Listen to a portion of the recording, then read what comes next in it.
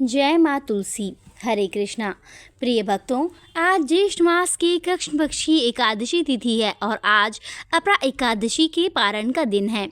एकादशी की व्रत के पारण के दिन तुलसी माता और लक्ष्मी माता की कथाओं को सुनने से ही व्रत का पूर्ण माना जाता है और हमें एकादशी की व्रत का पूर्ण फल प्राप्त होता है।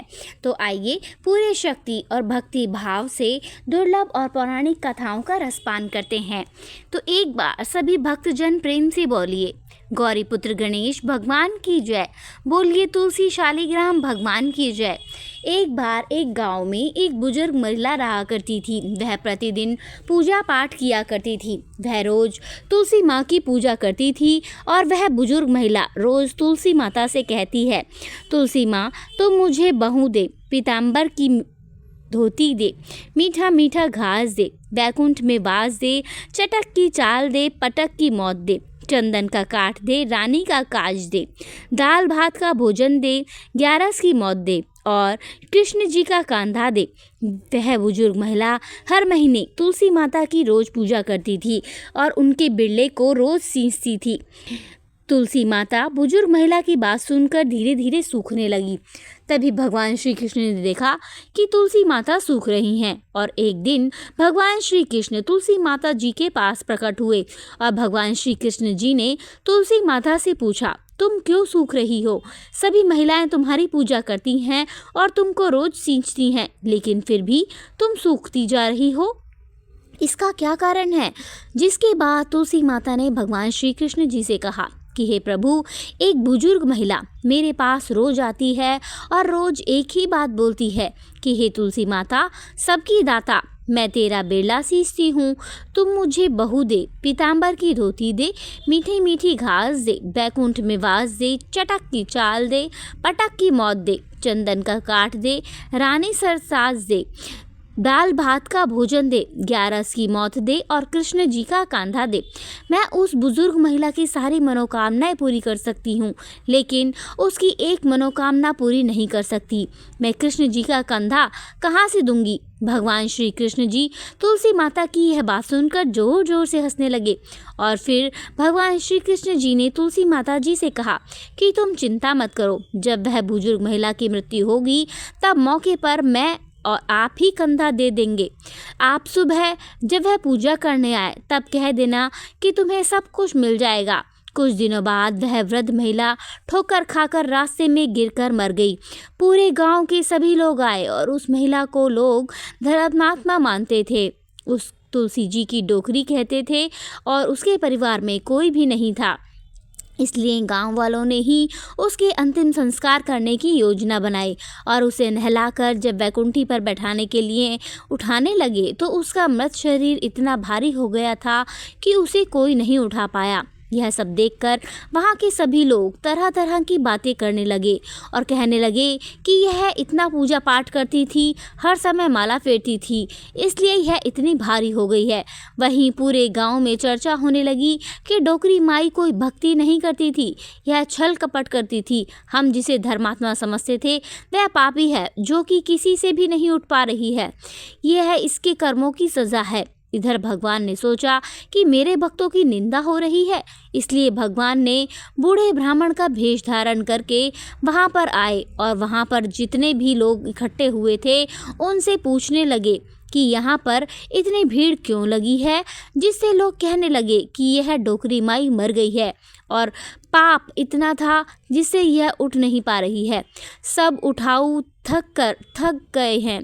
और ब्राह्मण जी ने कहा कि मुझे एक बार डोकरी के कानों में कहने दो, फिर देखो वह कैसे उठती है। तो सभी लोगों ने कहा कि आप भी प्रयास करके देख लीजिए। तब भगवान ने उस वृद्ध महिला के कानों में जाकर कहा कि हे डोकरी माई, देखो मैं आ गया। और जो भी बुढ़िया माई पूजा करते समय शब्द कहती थी वह शब्द उसके कानों में कहने लगे, तू बिरला सींचे मेरा, मैं करूं निस्तारा तेरा, डोकरी माई बहू ले, बेटी ले, पोता ले, लड्डू ले, पीताम्बर की धोती ले, गहना ले, घी का घड़ा ले, मीठा मीठा खीर और पूरी ले, दाल भात का भोजन ले, धन दौलत ले, बेटा पोता को काम ले और तुलसी का पत्ता ले, मुँह में गंगा जल के 11 के दिन ले और श्री कृष्ण जी का कांधा ले। इतना सुनते ही डोकरी हल्की हो गई और भगवान ने बोला, आओ और उसको उठाओ। भगवान ने हाथ लगाया और डोकरी उठ गई। सबको बड़ा ही आश्चर्य हुआ। उसे खूब धूमधाम से ले जाया गया। भगवान उसे अपने कंधे पर ले गए। पूरे गांव में इसकी चर्चा होने लगी, जिससे उसको मुक्ति मिल गई और वह बैकुंठ में चली गई। सभी लोग देखते ही रह गए। सभी लोगों ने देखा कि शमशान घाट तक तो ब्राह्मण ही साथ आया था, लेकिन अब वह दिखाई नहीं दे रहा है। इससे लोगों को समझ में आ गया कि वह और कोई नहीं, स्वयं भगवान ही थे, बूढ़े ब्राह्मण के रूप में। तो बोलिए श्री राधा कृष्ण भगवान की जय, बोलिए श्री तुलसी शालिग्राम की जय। एक बार भगवान विष्णु जी शेषनाग पर बैठे बैठे उदास हो गए और धरती पर जाने का विचार बनाया। धरती पर जाने का मन बनाते ही विष्णु जी जाने की तैयारियों में लग गए। अपने स्वामी को तैयार होता देखकर लक्ष्मी जी ने उनसे पूछा कि हे स्वामी, आप कहाँ जाने की तैयारी में लगे हैं?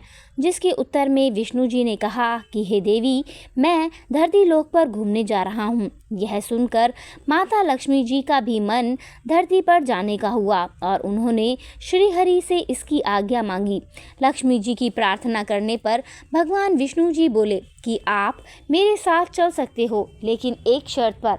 अगर आप धरती पर पहुंचकर उत्तर दिशा की ओर ना देखें तो सभी मैं आपको अपने साथ लेकर जाऊंगा। यह सुनते ही माता लक्ष्मी जी तुरंत हाँ कर देती हैं और विष्णु जी के साथ धरती लोक पर जाने के लिए तैयार हो जाती हैं।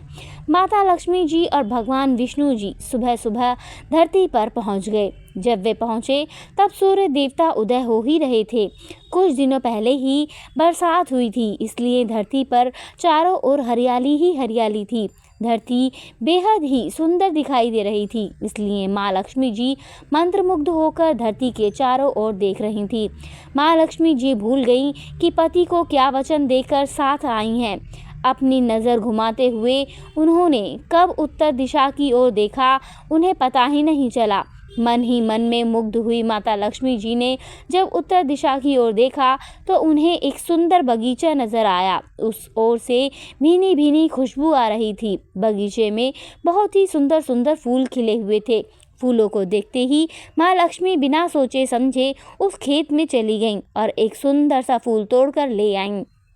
फूल तोड़ने के बाद जैसे ही माँ लक्ष्मी जी भगवान विष्णु के पास वापस लौटकर आईं, तब भगवान विष्णु जी की आंखों में आंसू भरे थे। माँ लक्ष्मी जी के हाथ में फूल देखकर विष्णु जी बोले कि कभी भी किसी से बिना पूछे उसका कुछ भी नहीं लेना चाहिए और साथ ही माँ लक्ष्मी जी को विष्णु जी को दिया हुआ वचन भी याद दिलाया। माँ लक्ष्मी जी को जब अपनी भूल का आभास हुआ तो उन्होंने भगवान के सामने इस भूल की क्षमा मांगी। विष्णु जी ने कहा कि आपने जो भूल की है उसकी सज़ा तो आपको अवश्य मिलेगी। जिस माली के खेत से आपने बिना पूछे फूल तोड़ा है वह एक प्रकार की, इसलिए अब आप 3 वर्षों तक माली के घर नौकर बनकर रहो। उसके बाद मैं आपको वैकुंठ में वापस बुलाऊंगा। भगवान श्री विष्णु जी का आदेश मानकर माता लक्ष्मी जी चुपचाप सर झुकाकर मान स्वीकार किया। उसके बाद श्री लक्ष्मी जी ने एक गरीब औरत का रूप धारण किया और उस खेत मालिक के घर गई। माधव नाम के उस मालिक का एक झोपड़ा था, जहां माधव पत्नी और बेटे और 3 बेटियों के साथ रहता था। माता लक्ष्मी ने जब एक साधारण औरत बनकर माधव के झोपड़े पर पधारी तो माधव ने पूछा कि बहन आप कौन हो? तब माँ लक्ष्मी ने कहा कि मैं एक गरीब औरत हूँ, मेरी देखभाल करने वाला कोई नहीं, मैंने कई दिनों से खाना भी नहीं खाया, मुझे कोई भी काम दे दो, मैं तुम्हारे घर का काम कर दिया करूँगी और इसके बदले में आप मुझे अपने घर के एक कोने में आसरा दे देना। माधव बहुत ही अच्छे दिल का मालिक था, उसे उस पर दया आ गई, लेकिन उसने कहा बहन मैं तो बहुत ही गरीब हूँ, मेरी कमाई से मेरे घर का खर्च काफ़ी कठिनाई से चलता है, लेकिन अगर मेरी 3 बेटियाँ हैं उसकी जगह अगर 4 बेटियाँ होती तो भी मुझे गुजारा करना था। अगर आप मेरी बेटी बनकर और जैसा रूखा सूखा हम खाते हैं उसमें खुश रह सकती हो तो बेटी अंदर आ जाओ। माधव ने माँ लक्ष्मी जी को अपने झोपड़े में शरण दे दी और माँ लक्ष्मी जी 3 साल तक उस माधव के घर पर नौकरानी बनकर रहीं। कथा के अनुसार कहा जाता है कि जिस दिन माँ लक्ष्मी जी माधव के घर आई थी उसके दूसरे दिन ही माधव को फूलों से इतनी आमदनी हुई कि शाम को उसने एक गाय खरीद ली। फिर धीरे धीरे माधव ने ज़मीन खरीद ली और सब ने अच्छे अच्छे कपड़े भी बनवा लिए। कुछ समय बाद माधव ने एक बड़ा पक्का घर भी बनवा लिया। माधव हमेशा सोचता रहता था कि मुझे यह इस महिला के आने के बाद ही मिला है। इस बेटी के रूप में मेरी किस्मत आ गई है। एक दिन माधव जब अपने खेतों से काम खत्म करके घर आया तो उसने अपने घर के द्वार पर गहनों से लदी हुई देवी स्वरूप औरत को देखा। जब वह पास गया तो उसे आभास हुआ कि यह तो मेरी मुँह बोली चौथी बेटी यानी वही औरत है। कुछ समय के बाद वह समझ गया कि यह देवी कोई और नहीं बल्कि स्वयं माँ लक्ष्मी है। यह जानकर माधव बोला कि हे माँ, मुझे क्षमा कर दो। हमने आपसे अनजाने में ही घर और खेत में काम करवाया है। हे माँ, यह हमसे कैसा अपराध हो गया। माँ, हम सबको माफ़ कर दो।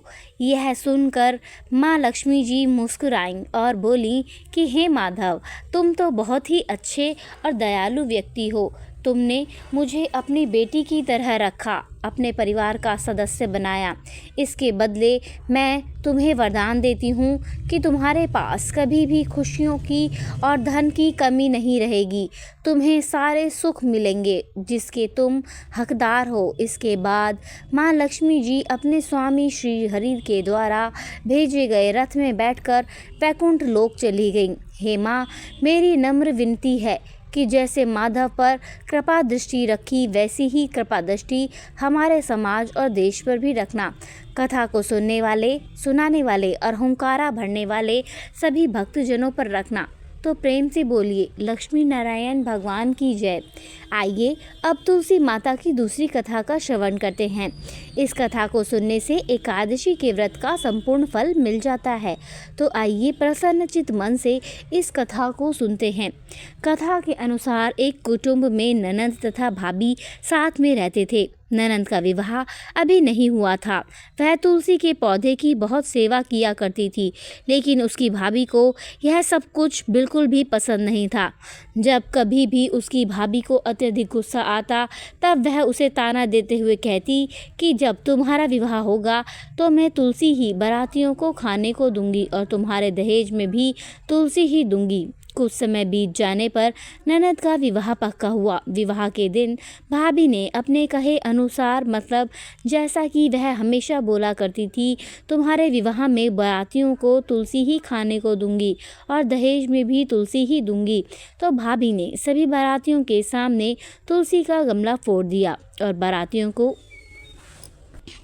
तुलसी माता की कृपा से वह फूटा हुआ गमला अनेकों स्वादिष्ट पकवानों में बदल गया। भाभी ने गहनों के नाम पर तुलसी की मंजरी से बने हुए गहने पहना दिए और वे भी सुंदर सोने जवाहरात में बदल गए। भाभी ने वस्त्रों के स्थान पर तुलसी का जनेऊ रख दिया और वह रेशमी तथा सुंदर वस्त्रों में बदल गया। जब ननद ससुराल पहुंची तो उसके ससुराल में उसके दहेज की बहुत प्रशंसा की गई। जब यह बात भाभी के कानों तक पहुंची तो उसे बड़ा ही आश्चर्य हुआ। उसे अब तुलसी माता की पूजा का महत्व समझ में आ गया था। भाभी की एक लड़की थी। वह अपनी लड़की से कहने लगी कि तुम भी तुलसी की सेवा किया करो, तुम्हें भी बुआ की तरह फल मिलेगा।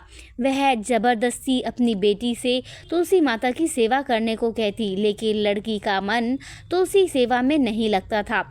लड़की के बड़े होने पर उसके विवाह का समय आ गया। तब भाभी सोचती है कि जैसा व्यवहार मैंने अपनी ननद के साथ किया था वैसा ही मैं भी अपनी लड़की के साथ ही करती हूँ, तो यह भी गहनों से लद जाएगी और बारातियों को खाने में पकवान मिलेंगे।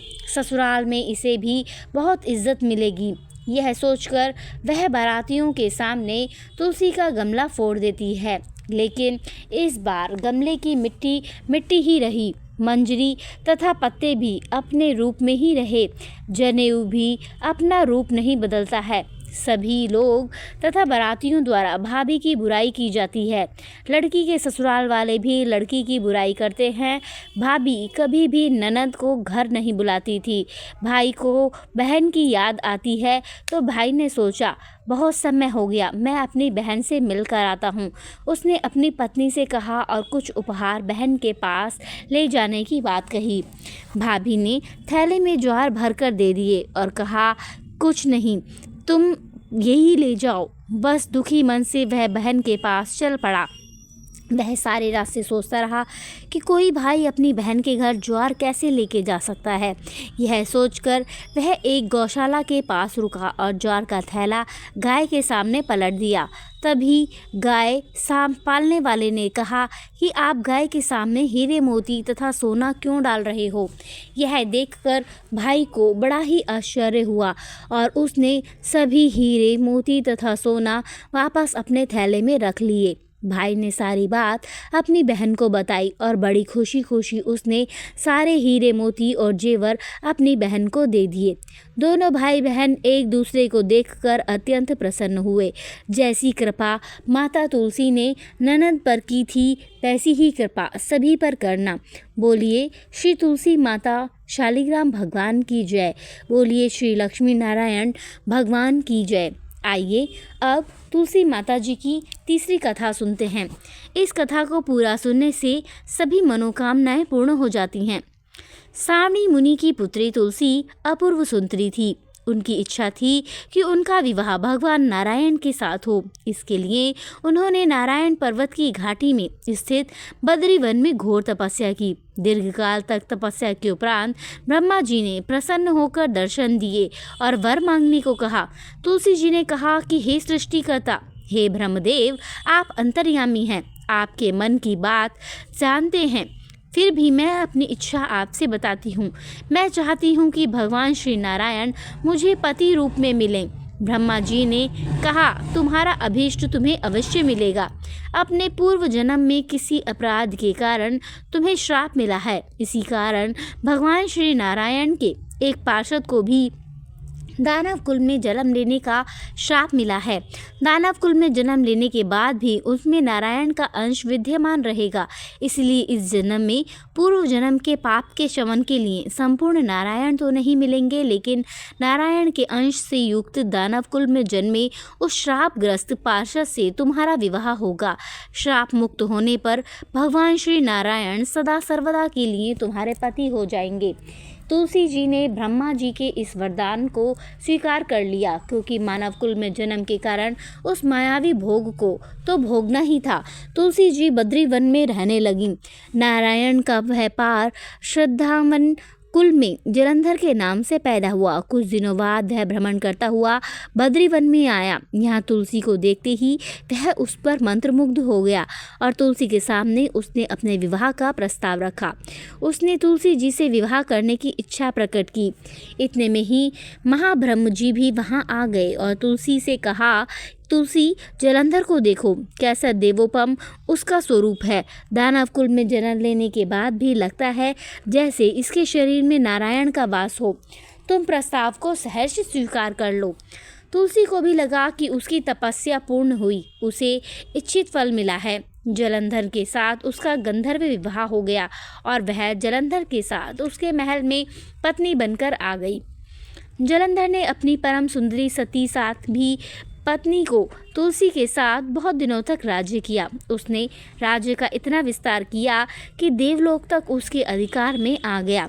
स्वर्ग का सुख भोगने वाले देवताओं की दशा भिखारियों जैसी हो गई।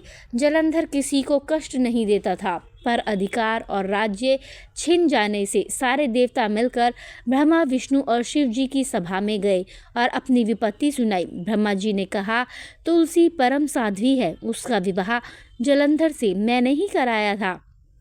जलंधर को तब तक नहीं हराया जा सकता या मारा जा सकता जब तक तुलसी को ना छला जाए। श्री विष्णु जी ने कहा कि जलंधर पूर्व जन्म में मेरा पार्षद था। श्राप के कारण उसे दैत्य कुल में जन्म लेना पड़ा। इसी जन्म में भी मेरा अंश उसमें व्याप्त है। साथ ही तुलसी के पतिव्रत धर्म से वह अजय है। फिर देवताओं की सहमति से भगवान शिव ने जलंधर के पास संदेश भेजा कि या तो वह देवताओं को राज्य लौटा दे या फिर उनसे युद्ध करे। जलंधर शंकर के पास पहुंचा। उसने कहा, देवाधिदेव, आपके लिए देवताओं का पक्ष लेना उचित नहीं है। राज्य बढ़ाना हर राजा का कर्तव्य है। मैं किसी को दुखी नहीं कर रहा हूँ। देवताओं से कहिए कि वे मेरी प्रजा बनकर रहें। मैंने आपका कोई भी अपमान नहीं किया है। हमारा आपका युद्ध शोभा नहीं देता है। अगर आप हार गए तो बड़ी लज्जा की बात होगी। मैं हार गया तो आपकी कीर्ति बहुत अधिक नहीं बढ़ेगी। भगवान शंकर फिर हंसने लगे। वे तो सब रहस्य जानते थे। तुलसी और जलंधर के पूर्व जन्म के श्राप की अवधि लगभग पूरी हो चुकी थी। फिर शंकर जी बोले, इसमें कीर्ति और लज्जा की बात ही क्या है। तुम देवों को राज्य लौटाकर उन्हें उनके पद पर प्रतिष्ठित होने दो। युद्ध से बचने का यही एक उपाय है। जलंधर ने कहा, मैंने युद्ध के बल से देवलोक जीता है। कोई उसे युद्ध के द्वारा ही वापस ले सकता है। यह मेरा अंतिम उत्तर है। अब मैं जा रहा हूँ। ऐसा कहकर जलंधर चला गया। उसने अपनी पत्नी तुलसी जी को सारी बातें बताईं और कहा, कर्म भोग सब काल सूत्र में बंधा है। जीवन में हर्ष, शोक, भय, सुख, दुख, मंगल, अमंगल काल के अधीन है। हम तो केवल निमित्त हैं। संभव है भगवान शिव देवों का पक्ष लेकर मुझसे युद्ध करें। तुम चिंता मत करना, तुम्हारा सती तेज मेरी रक्षा करेगा। दूसरे दिन भगवान शंकर के नेतृत्व में देवताओं ने युद्ध छेड़ दिया। जलंधर ने भीषण बाणों की वर्षा कर उनका वेग रोका और उनके प्रहार से देवता डगमगाने लगे। उसने दानवी शक्ति का प्रयोग करके मायावी युद्ध आरंभ किया। युद्ध स्थल पर वह किसी को भी दिखाई नहीं देता था, पर उसके अस्त्र शस्त्र प्रहार कर देवों को घायल कर रहे थे। दिव्यांग अपने अस्त्र चलाएं तो किस पर चलाएं, क्योंकि कोई शत्रु सामने था ही नहीं।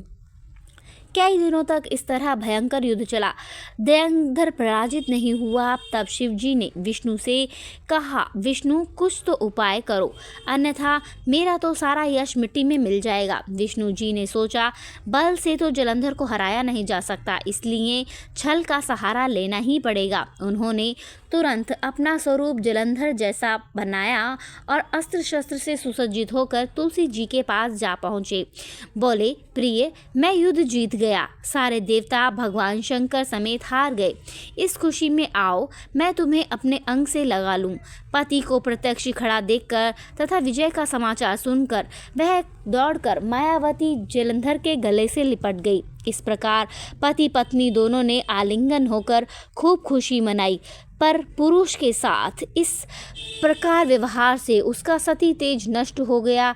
उसका सती तेज जो जलंधर की कवच के रूप में रक्षा कर रहा था, वह कवच नष्ट हो गया। जलंधर शक्तिहीन हो गया। यह जानते ही भगवान शंकर ने अपने त्रिशूल से प्रहार किया। त्रिशूल के लगते ही जलंधर जलकर भस्म हो गया। जलंधर के मरने को जानकर विष्णु अपने असली रूप में आ गए। सामने अपने पति जलंधर के स्थान पर भगवान विष्णु को खड़ा देखकर तुलसी बहुत विस्मित हुई। उसको पता लग गया कि स्वयं नारायण ने उनके साथ छल किया है। क्रोध में आकर उसने श्राप दिया कि एक सती स्त्री का अस्तित्व भंग करने के लिए अपराध में तुम हृदयहीन पत्थर हो जाओगे। विष्णु जी ने तुलसी के श्राप को शिरोधार्य कर कहा कि देवी, तुम्हारे तथा जलंधर के कल्याण के लिए मुझे ऐसा करना पड़ा। तुम दोनों को श्राप मुक्त करना था। तुम भी अब अपना शरीर त्याग कर तुलसी बिरवा के रूप में जन्म लोगी और मेरी पूजा तुलसी दल से ही होगी। मैं शालिग्राम पत्थर बनूंगा। मेरे शेष पर तुम आदर से विराजमान होंगी। तुम्हारे पति की हड्डियों के चूर्ण से शंख की उत्पत्ति होगी। उस शंख ध्वनि से देवताओं तथा मेरी पूजा आराधना होगी। जहाँ शंख ध्वनि होगी वहाँ मंगलमय मैं विराजमान रहूँगा। तुमने पूर्व जन्म में बद्रीवन में मुझे पाने के लिए बड़ी तपस्या की थी। अब अगले जन्म में मैं नारायण प्रस्तर के रूप में बद्रीनाथ वन में स्थापित होऊंगा और मेरी पूजा अर्चना फल फूल से न होकर तुम्हारी तुलसी दल से होगी। मेरे शेष पर विराजमान होकर तुम मुझसे भी ऊंचा पद प्राप्त करोगी। बोलिए श्री लक्ष्मी नारायण भगवान की जय, श्री तुलसी महारानी की जय। राधे राधे।